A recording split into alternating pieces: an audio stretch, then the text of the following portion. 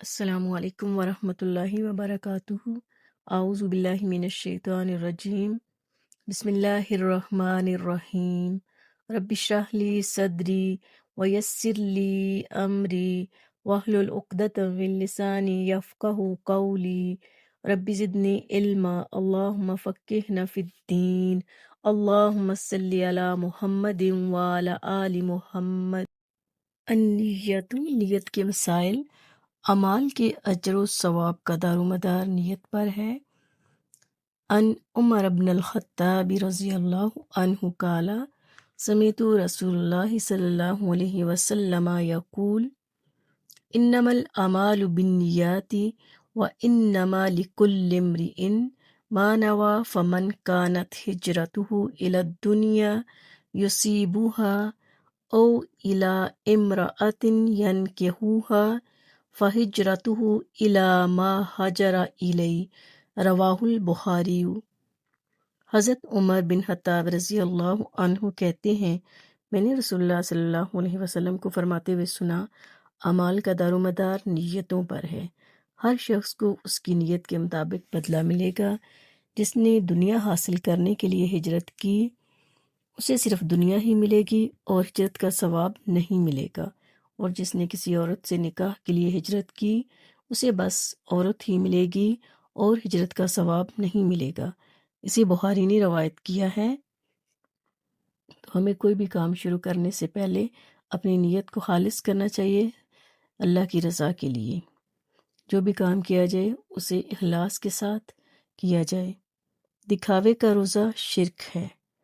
ان شداد ابن اوس رضی اللہ عنہ قال سمعت رسول اللہ صلی اللہ علیہ وسلم یقول من صلی یرائی فقد اشرک ومن صام یرائی فقد اشرک ومن تصدق یرائی فقد اشرک، رواہ احمد۔ حضرت اوس بن شداد رضی اللہ عنہ کہتے ہیں، میں نے رسول اکرم صلی اللہ علیہ وسلم کو فرماتے ہوئے سنا ہے، جس نے دکھاوے کی نماز پڑھی اس نے شرک کیا، جس نے دکھاوے کا روزہ رکھا اس نے بھی شرک کیا، اور جس نے دکھاوے کے لیے صدقہ کیا تو اس نے شرک کیا۔ اسے احمد نے روایت کیا ہے۔ تو جو بھی کام کرنا ہے اللہ کی رضا کے لیے کرنا ہے، لوگوں کے لیے نہیں۔ بس نیکی کا کام جو بھی کیا وہ میرے اور اللہ کے درمیان ہے، مجھے کسی دوسرے کو نہیں بتانا، یہ سوچ کر کرنا چاہیے۔ اپنے آپ کو سمجھانا ہے کہ دوسروں کو نشر نہیں کرنا، کیونکہ یہ نیکی کو کھا جاتا ہے۔ یعنی نشر کرنا، کسی بھی اچھے کام کو کر کے پھر اس کو پھیلانا محض دکھاوے کے لیے نیکیوں کو ختم کر دیتا ہے۔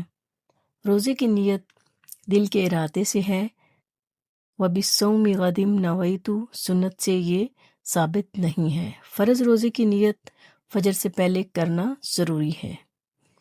حضرت حفصہ رضی اللہ عنہ سے روایت ہے، نبی کریم صلی اللہ علیہ وسلم نے فرمایا، جس نے فجر سے پہلے روزے کی نیت نہ کی اس کا روزہ نہیں۔ اسے ابو داؤد اور ترمذی نے روایت کیا ہے۔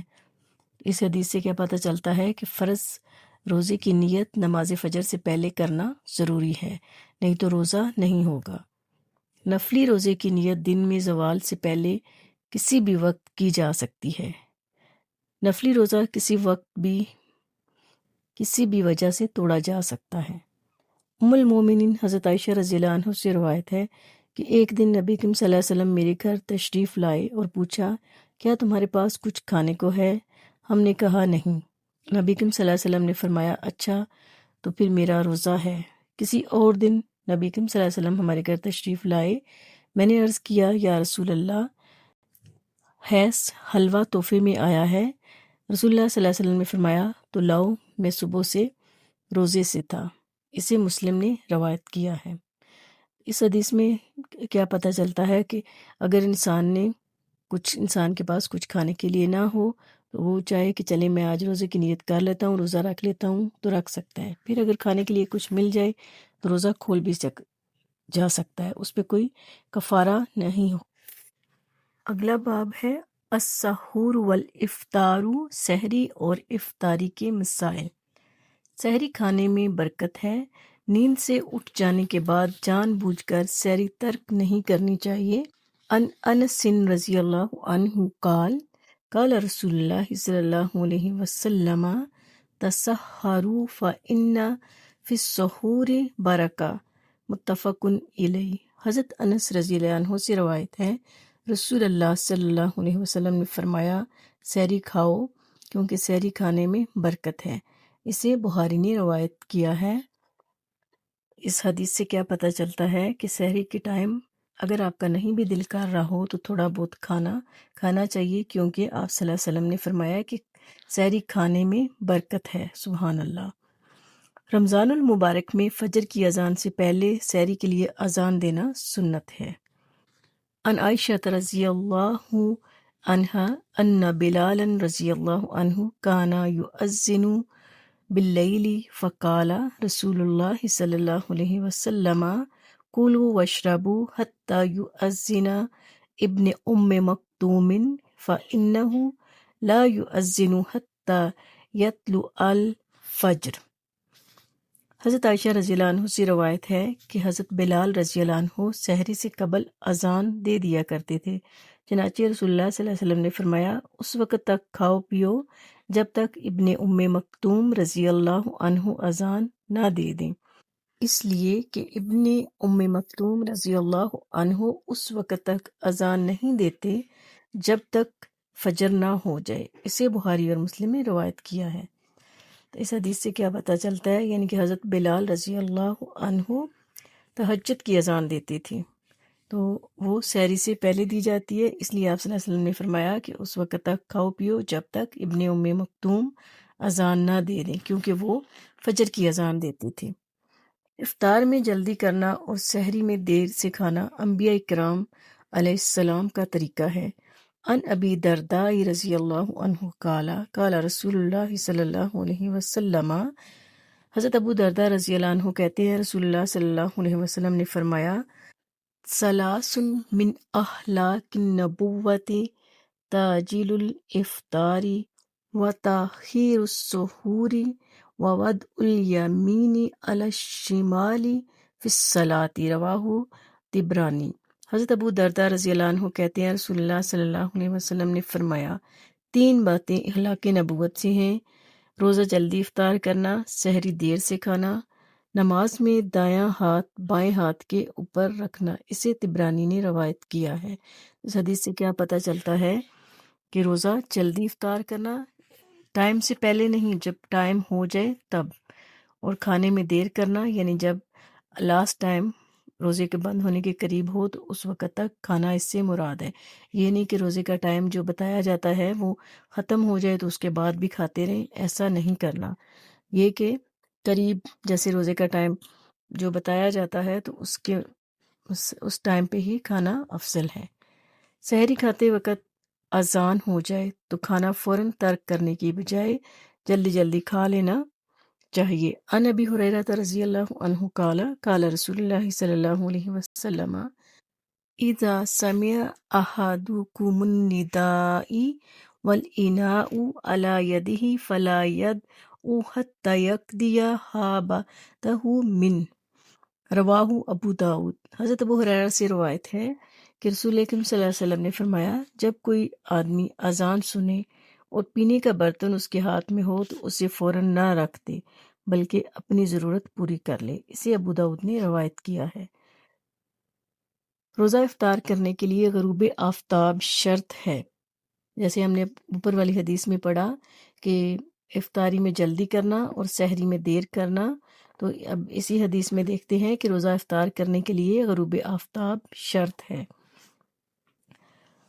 حضرت عمر رضی اللہ عنہ کہتے ہیں رسول اللہ صلی اللہ علیہ وسلم نے فرمایا، جب رات آ جائے، دن چلا جائے اور سورج غروب ہو جائے تو روزہ دار کو چاہیے کہ روزہ کھول لے۔ اسے بخاری اور مسلم نے روایت کیا ہے۔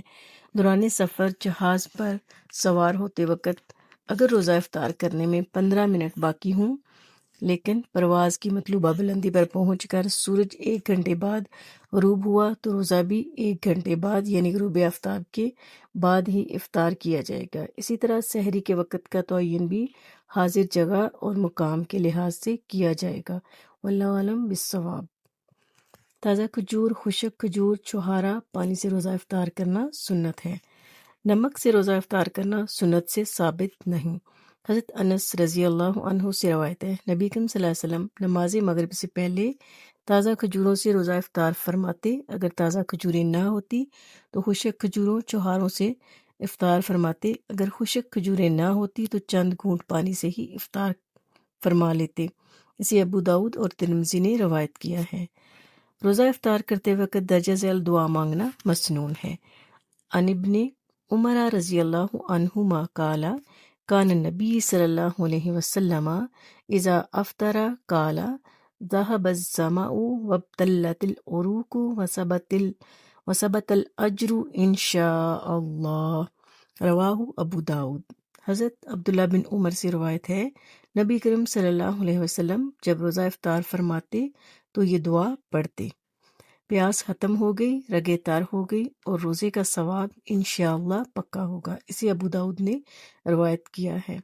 تو ہم سب کو بھی چاہیے کہ جو سنت میں چیز ہمیں مل رہی ہے ہم اس کو فالو کریں، اس دعا کو یاد کر لیں، اگر یاد نہیں ہے، یاد ہے تو یہ پڑھا کریں، اللہ تعالیٰ پڑھنے کی توفیق دے۔ روزہ افطار کروانے والے کا اجر روزہ افطار کرنے والے کے برابر ہے۔